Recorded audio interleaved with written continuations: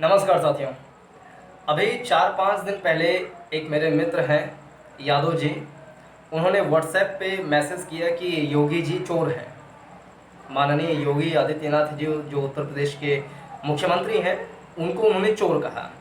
और ऐसे बहुत सारे लोग होते हैं जो प्रधानमंत्री को, जो मुख्यमंत्री को चोर कह देते हैं। यहाँ तक कि राहुल गांधी भी, जो कि बहुत बड़े समझदार माने जाते हैं, वो भी प्रधानमंत्री जी को चोर कह देते हैं। तो इस प्रकार के जो शब्द प्रयोग किए जाते हैं, मेरे ख्याल से वो प्रयोग नहीं करना चाहिए। एक प्रतिष्ठित जो पद पर बैठा हुआ व्यक्ति है, मुख्यमंत्री है, प्रधानमंत्री है, राष्ट्रपति है, या सर्वोच्च न्यायालय का न्यायाधीश है, या उच्च न्यायालय का न्यायाधीश है, कोई भी न्यायाधीश है जो एक संवैधानिक पद पर बैठा हुआ है, उसके लिए चोर शब्द का यूज़ करना या इस प्रकार की जो गलत शब्द हैं, जिसका एक सज्जन पुरुष, एक सामान्य पुरुष या स्त्री के मुंह से सुना जाना उचित नहीं लगता है, उपयुक्त नहीं लगता है। अगर उसके मुंह से इस प्रकार के गाली गलौज वाले शब्द प्रयोग किए जा रहे हैं, वो भी उन व्यक्तियों के लिए जो एक सम्मानित, एक संवैधानिक पद पर आसीन है, तो ये कहीं ना कहीं संविधान की गरिमा को गिराने का भी काम करता है। और दूसरा ये कि उनकी जो एक नागरिक अधिकार है कि हमें अभिव्यक्ति की स्वतंत्रता है, उसका वो एक तरीके से अतिक्रमण करते हुए कुछ ऐसे शब्दों का प्रयोग भी करने लगते हैं जो कि उचित नहीं होता है, नैतिक रूप से उचित नहीं होता है। और एक नागरिक अधिकारों की दृष्टि से भी देखा जाए तो ये अधिकारों के अतिक्रमण एक तरीके से हो जाता है, जिसके कारण भी इस शब्दों का प्रयोग करना उचित नहीं हो सकता है। तो योगी जी को उन्होंने चोर कहा था। लेकिन कुछ लोग ऐसा होता है कि कुछ लोग ऐसे होते हैं जो किसी को अगर उसका क्रिटिसाइज कर रहे हैं, उसके ऊपर टिप्पणी कर रहे हैं या उसकी आलोचना कर रहे हैं, तो वो नेगेटिव आलोचना करते हैं, यानी कि नेगेटिव कॉनोटेशन में चले जाते हैं। लेकिन एक सजग नागरिक को, एक कह सकते हैं कि जो समाज के बारे में, राजनीति के बारे में थोड़ी बहुत जानने की इच्छा रखता है, या क्रिटिसाइज करने की या कुछ सलाह मशवरा देने की इच्छा रखता है, उससे यह अपेक्षा की जाती है कि अगर वो किसी को क्रिटिसाइज कर रहा है तो उसका कोई आधार हो, उसका कोई तत्व हो, उसके कोई फैक्ट फिगर्स हों जिसके आधार पर वो किसी को क्रिटिसाइज करे। पहली बात तो क्रिटिसाइज करते वक्त किसी को गलत शब्दों का प्रयोग नहीं करना चाहिए, खास करके जो संवैधानिक पदों पर आसीन हों। और दूसरा ये, अगर किसी को क्रिटिसाइज भी करें तो उसमें कुछ फैक्ट्स होने चाहिए जिसके आधार पर उसको क्रिटिसाइज करना चाहिए। ये चीज़ बिल्कुल माना जा सकता है कि उत्तर प्रदेश के मुख्यमंत्री माननीय योगी आदित्यनाथ जी ने जब 2017 में चुनाव प्रचार में लगे हुए थे, तो कुछ भाषण में उन्होंने, जो जन भाषण होता है, उसमें कुछ ऐसी भाषा का प्रयोग उन्होंने किया था कि जो एक आम नागरिकों को उकसा सकती हैं, थोड़ी बहुत उकसा सकती हैं, हिंदू मुस्लिम टाइप का उन्होंने कुछ ऐसी बातें कही थी। अब वो राजनीतिक पचड़े में पढ़ना उचित नहीं होगा, लेकिन कुछ चीज़ें उन्होंने ऐसी कही थी जो कि शायद स्वीकार्य नहीं हो सकती हैं। और जब एनआरसी वाला मामला चला था तो उसमें भी उन्होंने कुछ महिलाएं सड़क पर आ गई हैं और पुरुष जो हैं रजाई में ओढ़ करके बैठे हुए, कुछ इस प्रकार की भाषा का प्रयोग किया था। तो योगी जी के मुंह से उस प्रकार की भाषा का निकलना भी उचित नहीं है, पूरी तरीके से गलत है। वो एक तरीके से कह सकते हैं कि महिला के बीच में विभेदीकरण या लैंगिक विभेदीकरण की स्थिति उत्पन्न हो जाती है जब कोई एक बड़ा व्यक्ति इस प्रकार की भाषा का प्रयोग करता है। तो योगी जी कभी कभी इस प्रकार के शब्द प्रयोग कर देते हैं, इस प्रकार की भाषा का प्रयोग कर देते हैं, लेकिन इसका मतलब ये नहीं है कि वो चोर हो गए, या वो मतलब पूरी तरीके से भारत के या उत्तर प्रदेश के खिलाफ हो गए, या वो पूरी तरीके से मुस्लिमों के खिलाफ हो गए। वो एक राजनीतिक मामला होता है जिसमें राजनीतिक लाभ प्राप्त करने के लिए कुछ ऐसे शब्द, बयानबाजी हो सकते हैं जो कि उचित नहीं है, लेकिन उसको विकास कार्यों से, यानी कि राजनीतिक जो बयानबाजी होती है उसको, और जो इकोनॉमिकल या जो एजुकेशनल डेवलपमेंट हो रहे हैं उससे जोड़ करके नहीं देखना चाहिए। उसको दो डिफरेंट चीज़ें हैं, उसको अलग अलग करके देखना चाहिए। अगर कोई भी गवर्नमेंट या कोई भी मंत्री या कोई भी नेता अगर गलत भाषा का प्रयोग करता है तो उसको उस भाषा के आधार पर क्रिटिसाइज किया जा सकता है, लेकिन एक लिमिट के अंदर में रहते हुए। लेकिन अगर वही व्यक्ति डेवलपमेंट का काम या कोई अच्छा काम कर रहा है तो उसको पूरी तरीके से सपोर्ट भी करना चाहिए। और इससे हमें चाइना से सीख भी लेनी चाहिए कि चाइना में कोई भी अगर एक पुल भी बनाया जा रहा है, कोई एक सड़क भी बनाई जा रही है, तो वहाँ का मीडिया, वहाँ का नागरिक, वहाँ का जितने भी हित धारक होते हैं वो उसका बहुत ज़्यादा प्रमोट करते हैं, बहुत ज़्यादा प्रचार प्रसार करते हैं। तो वहाँ पे सरकार को बहुत ज़्यादा सपोर्ट मिलता है, जनता का और मीडिया का भी। तो वहाँ पे जो डेवलपमेंट वर्क है वो बहुत तेज़ी से आगे बढ़ते हैं और पूरी तरीके से उसका कह सकते हैं कि सार्थक और अधिकतम उपयोग हो पाता है, क्योंकि उसमें जनता का पूरी तरीके से साथ मिलता है। उसी तरीके से भारत के नागरिकों को भी चाहिए कि वो अगर कोई डेवलपमेंट का काम चल रहा है तो उसको पूरी तरीके से सपोर्ट करना चाहिए। जैसे न्यू एजुकेशन पॉलिसी 2020 आया, तो उसको सभी लोगों को प्रमोट करना चाहिए, सभी लोगों को उसके बारे में बताना चाहिए, उसके क्या फ़ायदे हैं। पहले की जो 1986 की या उसके बाद की जो शिक्षा नीति थी या उसके पहले की जो शिक्षा नीति थी, उसमें किस प्रकार की कमियां थीं, अब वर्तमान सरकार ने किस प्रकार से नई शिक्षा नीति में सुधार करते हुए ये सारे प्रावधान जोड़े हैं। तो उसको जब तक प्रमोट नहीं करेगी भारत की जनता या भारत की मीडिया, तब तक उसका जो सही आउटपुट होना चाहिए वो नहीं निकल के आ पाएगा। क्योंकि हम एक छद्म राजनीति या छद्म सोच को लेते हुए किसी को खाली एक आंख से देखते हैं कि अगर हम फलाने जाति से हैं या फलाने धर्म से हैं या फलाने पार्टी से बिलोंग करते हैं, तब हम उसको क्रिटिसाइज ही करेंगे, चाहे वो हमारे आगे सोना ही क्यों ना परोसते हैं। तो इससे थोड़ी सी गंदी मानसिकता से बाहर निकलने की आवश्यकता है, और जो अगर कोई अच्छा काम कर रहा है तो उसको बहुत ज़्यादा मानने, उसको प्रचारित करने की भी आवश्यकता पड़ती है। आज का वीडियो बनाने का मुख्य उद्देश्य ये था कि उत्तर प्रदेश की सरकार एक बहुत अच्छा डेवलपमेंट काम करते हुए अपने आप को इंडस्ट्रियल इवोल्यूशन या इंडस्ट्रियल रिवोल्यूशन या इंडस्ट्री के क्षेत्र में अपने आप को बहुत ज़्यादा अपग्रेड की है और उसमें बहुत ज़्यादा सुधार किए हैं। एक सीरीज़ बना रहे हैं उत्तर प्रदेश स्पेशल से संबंधित, जिसका ये 9वां वीडियो है। इसमें उत्तर प्रदेश से संबंधित कुछ जो इकोनॉमिकल डेवलपमेंट है उसके बारे में बातचीत करेंगे। ये विषय चर्चा में क्यों है, जिसके बारे में आज चर्चा करना है, वो ये कि जो फाइनेंस मिनिस्ट्री के अंदर में एक विभाग आता है, उद्योग संवर्धन एवं आंतरिक व्यापार विभाग करके, DPIIT करके एक विभाग है, department for promotion of industry and internal trade करके एक डिपार्टमेंट है केंद्र सरकार की।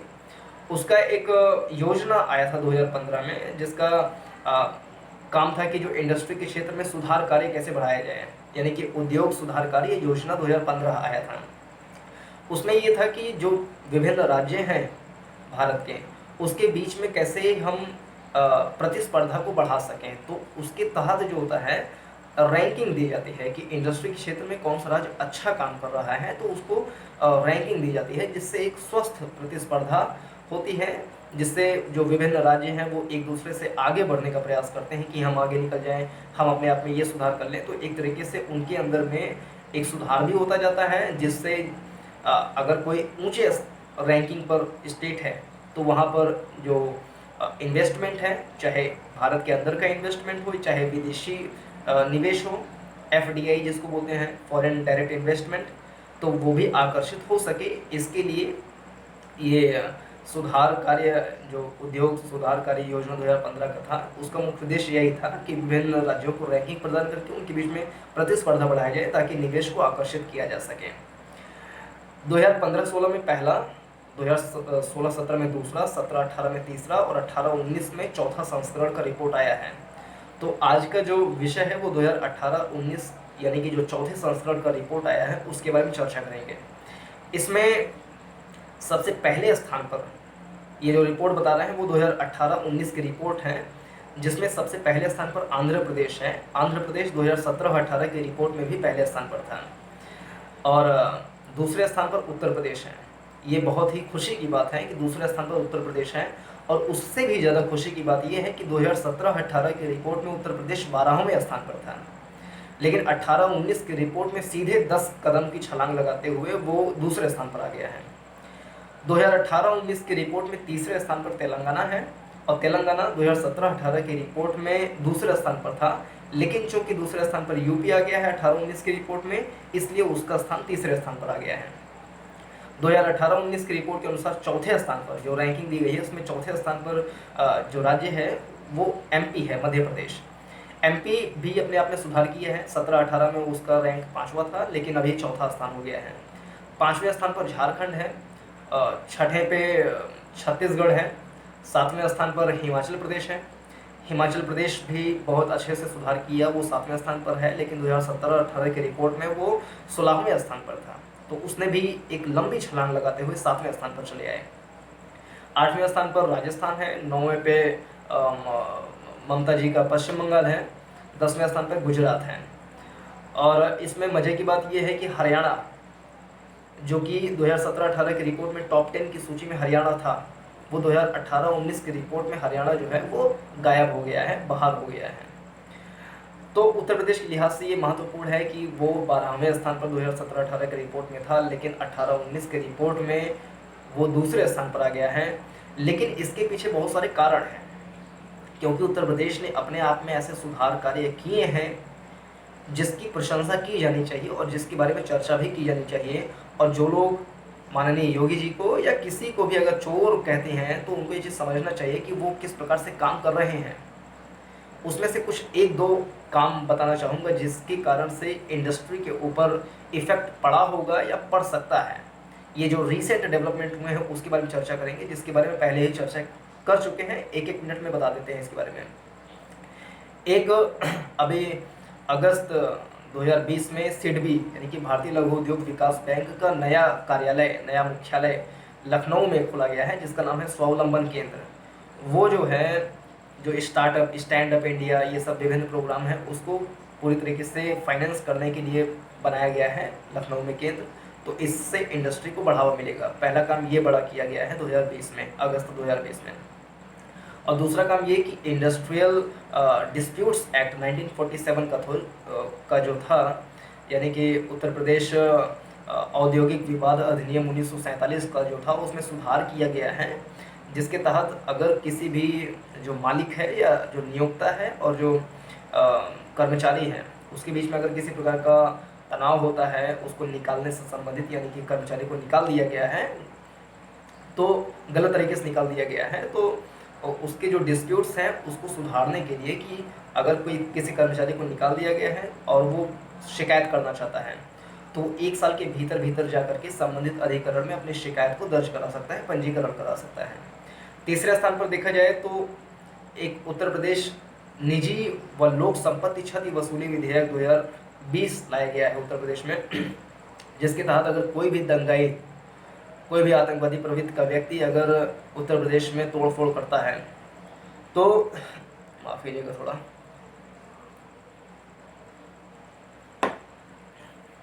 तोड़फोड़ करता है, तो वो उत्तर प्रदेश लोक व निजी संपत्ति क्षति वसूली विधेयक 2020 के तहत मेरठ और लखनऊ में 2 संपत्ति क्षति दावा अधिकरण बनाया गया है। वहाँ पर उसके खिलाफ पंजीकरण किया जाएगा, जिससे जितने संपत्ति को उसने नुकसान किया है उतनी संपत्ति को उससे वसूली किया जाएगा। और गैंगस्टर एक्ट के तहत जो कुछ कह सकते हैं, जो गैंगस्टर टाइप के व्यक्ति थे उत्तर प्रदेश में, अतीक करके शायद कुछ नाम है ऐसे, तो उनके संपत्ति को कुर्क किया जा रहा है। तो इससे प्रदेश में जो है प्रकार का शांति का माहौल, एक गुंडा राज की समाप्ति की ओर उत्तर प्रदेश बढ़ रहा है, जिससे इंडस्ट्री को बढ़ावा प्रत्यक्ष रूप से मिलेगा ही, क्योंकि जहाँ पर भय का माहौल नहीं रहेगा वहाँ पर इंडस्ट्री आना पसंद करेगी। और अगला जो एक महत्वपूर्ण काम चल रहा है उत्तर प्रदेश में, जो कि दिल्ली, गाज़ियाबाद, मेरठ, गाज़ियाबाद मेरठ उत्तर प्रदेश के ही ज़िले हैं, तो दिल्ली, गाज़ियाबाद, मेरठ के बीच में एक 82 किलोमीटर लंबा एक RRTS यानी कि regional rapid rail transit system यानी कि RRTS करके एक प्रोजेक्ट चल रहा है, जो कि मार्च 2024 में लॉन्च हो जाएगा। उसमें करीब 30,000 करोड़ रुपए का निवेश किया गया है, जिसके तहत मेरठ में या गाज़ियाबाद में इंडस्ट्री का बहुत ज़्यादा आकर्षण होगा और दिल्ली, मेरठ, गाज़ियाबाद में लोगों का आना जाना तेज़ी से हो सकेगा, जिससे एक संतुलित विकास, एक सतत विकास की ओर उत्तर प्रदेश बढ़ेगा। तो ऐसे ही कुछ काम हैं, जैसे कि बेसिक शिक्षा में अभी 2020 में ही करीब 8,000 करोड़ रुपए से ज़्यादा का निवेश करने की बात की गई है कि बेसिक एजुकेशन में निवेश करेंगे, जिसमें कुछ विद्यालय का भवन बनाएंगे, उसका पुनर्निर्माण करेंगे, इंसिनरेटर लगवाएंगे विद्यालयों में। तो इस प्रकार के काम किए जा रहे हैं, यानी कि बेसिक एजुकेशन के क्षेत्र में, या कहें कि गुंडा राज की समाप्ति के क्षेत्र में, या कहने की विभिन्न जो पुराने एक्ट्स थे उसमें सुधार करके नवीनीकरण किया जा रहा है उसके क्षेत्र में। और निवेश के क्षेत्र में इस प्रकार के अनेक काम उत्तर प्रदेश की सरकार ने किया है, जिसके कारण से ही 2018-19 में उसकी रैंकिंग 12 से सीधे छलांग लगा के दूसरे स्थान पर आ गई है। तो जो भी व्यक्ति किसी भी कारणवश, चाहे जाति के आधार पर, चाहे पंथ के आधार पर, धर्म के आधार पर, क्षेत्र के आधार पर, राजनीति के आधार पर, पार्टी के आधार पर किसी को भी क्रिटिसाइज करें, तो क्रिटिसाइज का एक लिमिटेशन होना चाहिए, शब्दों का एक अपना गरिमा होनी चाहिए, गरिमापूर्ण शब्दों का प्रयोग करना चाहिए, एक अच्छे शब्दों का प्रयोग करना चाहिए, ऐसे शब्दों का प्रयोग करना चाहिए कि लगे कि हाँ कोई मतलब पढ़ा लिखा व्यक्ति, या कहे कि कोई समझदार व्यक्ति बोल रहा है। पढ़ा लिखा मतलब ये नहीं कि बहुत ज़्यादा वो राजनीतिक वाला एकदम ज्ञाता बन जाए, इस टाइप का नहीं, लेकिन कम से कम चोर, इस टाइप के शब्दों का प्रयोग करना निहायती गलत बात है, बहुत गलत बात है। इस तरीके के शब्दों का प्रयोग करना ठीक नहीं होता है। और ऐसे लोगों से तो बिल्कुल नहीं आशा की जाती है जो पढ़ लिख रहे हैं, इंटर पास कर लिए हैं, 3 साल का कोई टेक्निकल एजुकेशन कर लिए हैं, पिछले 1-2 साल से जॉब पर हैं, वो एक अच्छी लाइफ बनाने का प्रयास कर रहे हैं। कुछ लोग ऐसे हैं जो IAS की तैयारी कर रहे हैं, कुछ लोग सरकारी नौकरियों की तैयारी कर रहे हैं। वो इस प्रकार के उल जलूल शब्दों का प्रयोग करेंगे तो देश कहाँ जाएगा। तो अपने भाषा का प्रयोग करते समय थोड़ा सा जो शब्दों का चयन होना चाहिए वो थोड़ा सोच समझ करके होना चाहिए। और कोई भी व्यक्ति या कोई भी सरकार, कोई भी नेता अगर अच्छा काम कर रही है तो उसको हमें पूरे खुले मुक्त कंठ से उसकी प्रशंसा करनी चाहिए, उसका प्रचार प्रसार भी करना चाहिए। अगर कोई व्यक्ति गलत काम कर रहा है तो उसको बिल्कुल क्रिटिसाइज किया जाना चाहिए। जैसे कि योगी जी ने 2017 में चुनाव के समय हिंदू मुस्लिम वाली कुछ ऐसी बातें की थी, वो क्रिटिसाइज करने वाली बात थी। NRC के संबंध में उन्होंने महिलाओं और पुरुषों के बीच में कुछ लैंगिक विभेदीकरण संबंधित कुछ 1-2 लाइन टिप्पणियां कर दी थी, जो कि पूरी तरीके से गलत था, पूरी तरीके से गलत था। उस पर क्रिटिसिज्म होना चाहिए। लेकिन यूपी गवर्नमेंट जिस प्रकार से अच्छे काम कर रही है, एक लंबी लिस्ट है, उसके बारे में भी जागरूक होना चाहिए, उसके बारे में जानकारी होनी चाहिए। और जब हम उसके अच्छे पक्ष और गलत पक्ष दोनों का मेल जोल करेंगे तो हमें पता लगेगा कि वो पॉलिटिकल लाभ प्राप्त करने के लिए की गई बयानबाजी है, लेकिन उसके पीछे इंटेंशन ये नहीं है कि वो पक्षपात करेंगे, वो धार्मिक या क्षेत्रीय आधार पर या जातीय आधार पर वो पक्षपात करेंगे। ऐसी बातें नहीं है। उत्तर प्रदेश में या भारत में जितने प्रकार के डेवलपमेंट हो रहे हैं वो सभी नागरिकों के लिए, सभी हिंदू मुस्लिम जितने भी क्षेत्र के लोग हैं, ग्रामीण पृष्ठभूमि के, नगरीय पृष्ठभूमि के सभी लोगों के लिए है। उज्ज्वला योजना का जैसे कार्यक्रम चला, करीब 8 करोड़ से ज़्यादा महिलाओं को उज्ज्वला योजना के तहत गैस सिलेंडर बांटे गए, मुझको भी मिला, यानी कि मेरे घर पे भी मिला। तो इसमें ये थोड़ी ना वो देखे कि मुसलमान को दे रहे हैं कि ब्राह्मण को दे रहे हैं, वो 8 करोड़ सभी लोगों को बांटे जो उसके पात्र थे। ऐसे 11 करोड़ शौचालय बांटे गए, उसमें बहुत सारे मुसलमानों को भी शौचालय मिले, लेकिन वो पहले से लिस्ट थोड़ी ना बना रहे हैं कि मुसलमानों को टॉयलेट दिया जाएगा। वो प्रधान, ग्राम प्रधान जिसको रिकमेंड करते हैं या जिसको ज़रूरत होती है उसको किया जाता है, क्षेत्रीय जो स्थानीय सरकार होती है उसके आधार पर। तो सरकार अपने हिसाब से अच्छा काम करती है, उसको भी प्रमोट करने की आवश्यकता होती है। तो ये चीज़ थोड़ा सा समझने की ज़रूरत है मेरे ख्याल से। तो इस वीडियो में मुख्य रूप से इतना ही। इस वीडियो को अपने सभी साथियों के साथ शेयर कीजिए, प्रसारित कीजिए और चैनल को सब्सक्राइब कीजिए, ताकि उत्तर प्रदेश स्पेशल से संबंधित जितने भी वीडियो आएँ इस वीडियो सीरीज़ में उसके नोटिफिकेशन आपको मिल सके। वीडियो को देखने के लिए बहुत बहुत धन्यवाद। इससे संबंधित अपने जो भी प्रतिक्रिया हो कृपया करके कमेंट सेक्शन के माध्यम से दीजिए। नमस्कार, जय हिंद।